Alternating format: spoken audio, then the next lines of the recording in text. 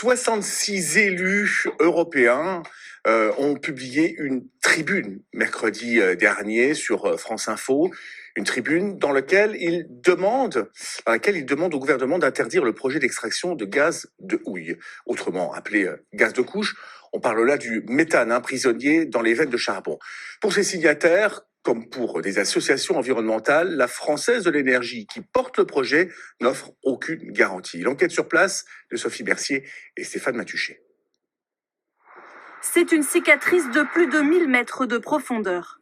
Un forage construit par la Française de l'énergie pour extraire du gaz de couche en Moselle. Son projet, extraire cette énergie fossile pour la première fois en France avec 40 puits sur près de 200 km. Mais cette méthode présente de nombreux risques environnementaux. C'est pas anodin, c'est une forte artificialisation des sols. Ensuite, il y a un risque sur la ressource en eau, puisqu'on est sur une région qui est déjà éprouvée par une ancienne activité minière, et on va encore aller bouleverser en forant à travers la nappe phréatique. Et en plus, il y a les risques de fuite de méthane qui participent donc au réchauffement climatique.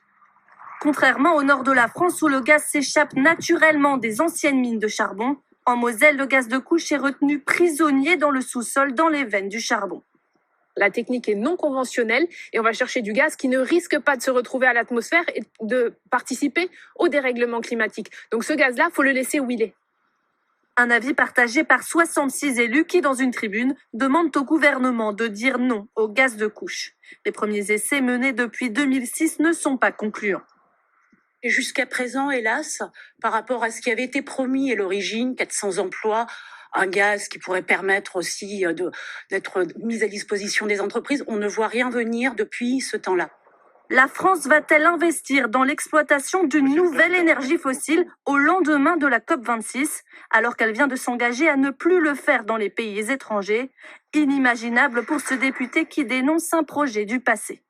L'impact transport en termes de CO2 sur ce gaz-là est infinitésimal au regard de l'impact carbone de consommer ce gaz et de le sortir du sol. Donc ces arguments-là, et rien que ces arguments-là, le gouvernement doit en tenir compte, et encore une fois, le gouvernement doit prendre une décision en cohérence avec la parole internationale qu'il porte. En cas d'accord, le gaz de couche pourrait être extrait jusqu'en 2040 en Moselle. Le gouvernement devrait donner sa réponse au premier trimestre 2022.